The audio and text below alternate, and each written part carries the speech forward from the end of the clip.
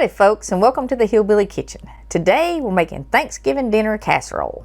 Now this is a one-pan chicken casserole is what we're using today, but you can use chicken or turkey, and you can really make this anytime. But it has all those flavors from Thanksgiving dinner that you love.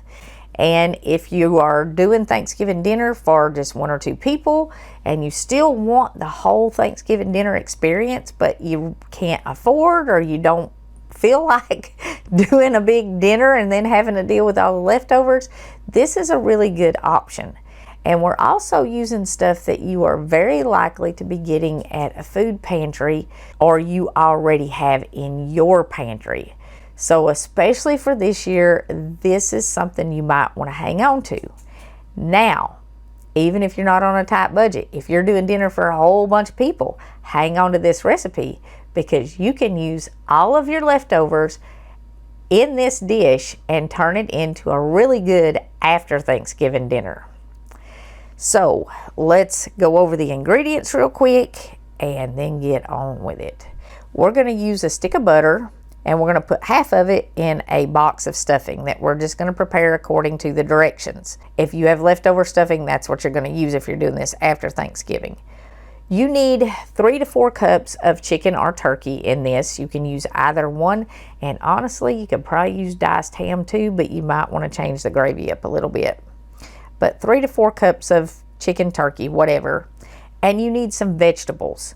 I'm using a can of corn, a can of green beans, and a can of diced potatoes.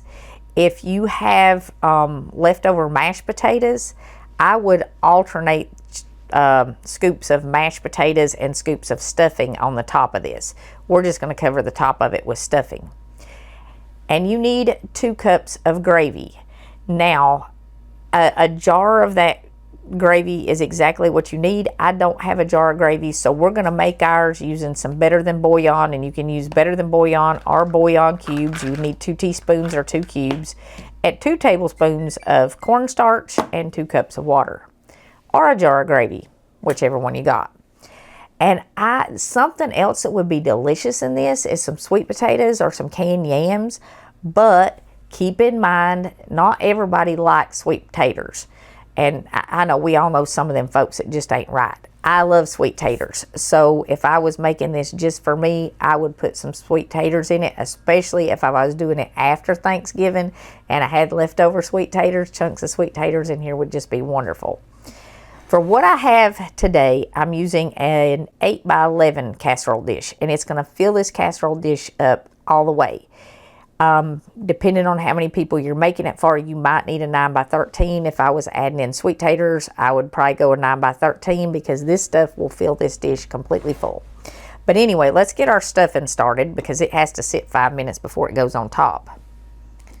And I'm just going to heat this up in the microwave and then add it. We're going to do our gravy too and get it going. Now, like I said, if you've got a jar of gravy, just use a jar. If you like it, if you've got leftover gravy from your Thanksgiving dinner, and you can take the drippings out of your Thanksgiving turkey and make gravy the same way we're making it here. But I want 2 teaspoons of this Better Than bouillon, and I'm gonna have to do a big one for the next one because that didn't all come out. Little extra flavor won't hurt it anyway. And you need 2 tablespoons of cornstarch. And you do want cold water for this. And if you're doing your Thanksgiving turkey gravy, just dissolve your cornstarch in a 1/4 cup of cold water and then add it to the drippings out of your turkey. It's 1 tablespoon of cornstarch per cup of liquid. All right, I'm going to add a little bit of pepper in here. I like peppery gravy. That's probably a little over 1/2 teaspoon. No salt because the Better Than bouillon has salt. And I'm also going to add a little bit of onion powder in here just to give it some extra flavor. And if you were using the bouillon cubes, you could wait till you take it out to put those in. I could have waited till I took this out to put the Better Than bouillon in too, and then it would have instantly dissolved, but I didn't do that.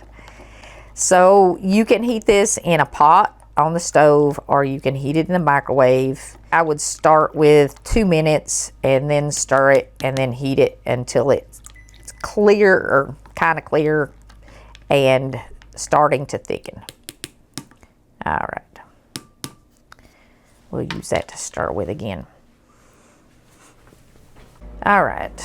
Once you got your stuffing water warmed up there, just add your stuffing to it and stir it up, and then we're going to cover it and set it to the side until we're ready to put it on the top.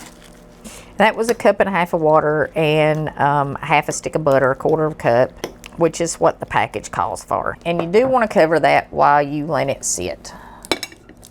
Now I'm going to start by putting my chicken in the bottom of my casserole dish, or if you're doing turkey, leftover turkey, kind of shred it up a little bit. I did grease this pan. I just took a little bit of my stick of butter and I wiped the pan before I cut it up there. You want to spray it or grease it or something. It just makes it easier to clean. If you forget, soak it. You do want to kind of bust this up or shred it up or whatever. If you haven't already, would you please subscribe to the channel? We are less than 4,000 subscribers away from 1 million subscribers, and everybody in my family is getting really excited about us reaching that milestone. And this is 2025, by the way, so if you're watching this at some point in the future, and you know, it's got, maybe you're watching it in 2035 and we've got 10 million subscribers, go ahead and subscribe anyway. We'd appreciate it. Click like on the video and share it. But definitely hang on to it till after Thanksgiving, because you're going to want this recipe with your leftovers. We always need something to do with our leftovers. Now, I think you can kind of see here, this is why we're not doing it all at once and we're going to stir it. Our cornstarch is kind of settled and everything's kind of settled out. So you're not going to just heat this to a boil in your microwave without stirring it. If you do, you'll end up with solid stuff in the bottom. It will be super gelled. 3 minutes total in the microwave, 2 minutes, and then 1 more minute. And we might need just a few more. Well, yeah, we're going to need just a few more seconds. It's not quite as thick as I want it. And it will continue to thicken up. I mean, I could go ahead and pour it in the casserole right now, but we want all that white to kind of clear up in there. So I'm going to put it back in the microwave for 30 more seconds. But it would continue to thicken, and it would be fine. It would cook in the casserole. Okay, 3 minutes or 3.5 minutes in the microwave and stirring it a couple of times. And that saved us, I don't even know how much that jar of gravy is now. I'm guessing it's probably over $3. Last year, I know around Thanksgiving, they had it on sale for a couple of dollars. But we're going to pour our 2 cups of gravy in the bottom. Whether it's homemade or jarred or from the Better Than bouillon. Okay, everything is drained, by the way. I think I forgot to mention that. I drained my chicken. I didn't like squeeze all the juice out of it, but I drained it pretty good. And of course, if you're using leftover chicken or turkey, it's not going to have the juice in it. I drained my vegetables, and I'm going to start just layering my vegetables in here. I'm going to do my potatoes. Oops.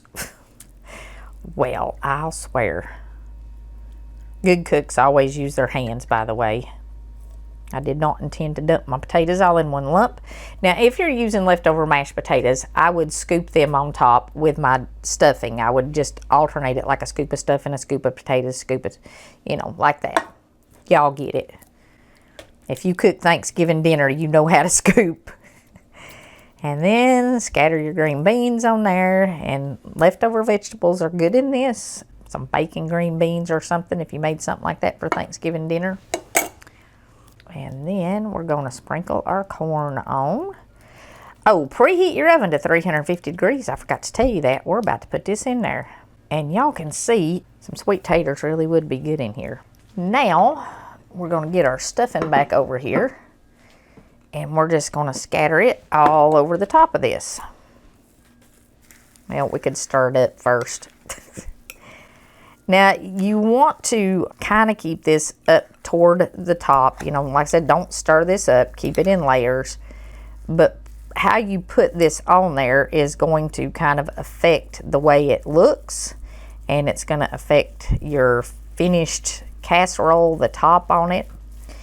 And if you don't have gravy, instead of making it, You could use a can of something soup in here, a can of mushroom, a can of chicken, cream of chicken, whatever, instead of the gravy. That would work perfectly fine. You might want to add a little bit more moisture to it though than just one can, so use either a cup of water with bouillon or a cup of broth with your soup. Because a little bit of something in the bottom is good in this. All right, now we're going to take the rest of our stick of butter. And this is optional, you don't have to do this. And we're just going to kind of dollop it around on here, but butter makes everything better. And if this is going to be Thanksgiving dinner, I would definitely dollop some butter on it. And I would add sweet taters. All right, that's good. We don't have to be too fancy with it. Should we put onions on it? I think so, some French fried onions. I'm not going to cover the whole top. I'm going to kind of go around the edge of it, make it pretty. Do an edge crust here. And you can see this filled up this 8 by 11 pan. So if you were going to add more, you would definitely need to go with your 9 by 13 pan. But I like this where it's kind of deep. So the bottom has gravy in it, and the top it is not as moist, I guess. You have multiple textures in it. These French fried onions are so good. I have been caught just eating them. Don't tell anybody though. All right, that looks good. Now we're going to put this in a 350-degree oven for about 30 minutes until it is as brown as you want it, because you're stuffing in your French fried onions are going to get brown. So just, you know, maybe it won't take it more than 20 minutes, especially since our gravy is hot. But everything in here and our stuffing's hot. We just made it. If you're doing leftovers, I'd say it's definitely going to take 30 minutes. With half of this being hot, 20-25 minutes might do it. Anyways, into a 350-degree oven. Everything's cooked. We're just trying to brown it. Okay, my goodness. This is all hot and bubbly, and it is nice and brown now. I forgot to mention that you can put some scoops of cranberry sauce in here if you are a huge cranberry sauce fan, and you'll have little bits of cranberry sauce in it, and it will bake in with all the other flavors. I personally prefer it on the side if I'm gonna have it. I do like it, but I want it on the side, not in what I'm eating. But if you like that, you can add cranberry sauce in it. I got so excited about the idea of sweet potatoes and I didn't put none in there, but anyways, you got to consider all the people you're making it for. You could top it with, like how I put the onions around the edge. You could put some shredded cheese around the edge and do a little cheese, because especially kids like a little cheese. And if you're trying to dress up the leftovers, that's a good thing. And while this was baking, I decided that I was just going to go ahead and make me like a Thanksgiving preview meal. So I'm going to bake a pumpkin pie. I've got some of our 30-minute dinner rolls back here that are almost ready to go in the oven. So I'm going to put them in just a minute. And when I actually eat this, I'll be having it with my 30-minute dinner rolls. Now, that being said, we have up at least we've got up 30-minute dinner rolls, we've got up mayonnaise rolls, we have up a traditional yeast roll, which is kind of a sweeter roll for dinner. It's a yeast dinner roll. It's a little bit sweeter than the 30-minute rolls. We've got up all of your Thanksgiving favorites, from cornbread dressing, corn pudding, sweet potato casserole, pies, salads, turkey, gravy, all your favorites we've got up. And I'm going to put a playlist up here, so if you want to make all this stuff from scratch, we've got all that at green bean casserole, all the casseroles. I'm really not sure there's any of them we don't have. We have up cakes and dips and stuff for before, stuff for after, all your desserts, everything. So check out that Thanksgiving playlist if you're looking for recipes, and all the recipes that are up there, I have actually tried them. And I have actually tried this, and I do like it. Like I said, I got so excited about it, I decided to just go ahead and make me a Thanksgiving preview meal. I've got rolls back here. I'm going to stick a pie in the oven. Now, you want to let this sit for about 5 minutes before you scoop it out. And what that's going to do is kind of let your gravy thicken up a little bit. It shouldn't be so thick that you don't know there's gravy in the bottom, but it should thicken up a little bit, and it won't do that until it's sat for about 5 minutes. While we're giving this just a minute to sit, I want to share Matthew 28:40 with you. And the King, and Jesus is the King, shall answer and say unto them, Verily I say unto you, insomuch as ye have done it unto one of the least of these my brethren, you have done it unto me. While you are sharing your Thanksgiving meal with your family, while you are counting your blessings, while you are enjoying all that God has given you, please don't forget the least of these, because there are people right around all of us who desperately need help this Thanksgiving. And it may not be a meal that they need. It may be a visit. It may be a kind word. It may just be a little bit of your company. And that's what Jesus told us to do to the least of these. And when we have done it to the least of these, those who are most needy, we have done it to our Lord and Savior. Now, let's see what this casserole looks like while I wait on my rolls and my pie. Okay. It is definitely juicy. It's got plenty of gravy in it, and that's what you want. Maybe it could have sat another couple minutes, but that's really, that's what you want right there. And we have all of Thanksgiving dinner there. We've got the stuffing, we got the taters, we got the green beans, we got the corn, little cranberry sauce on the side, and a roll, and a slice of pumpkin pie for dessert.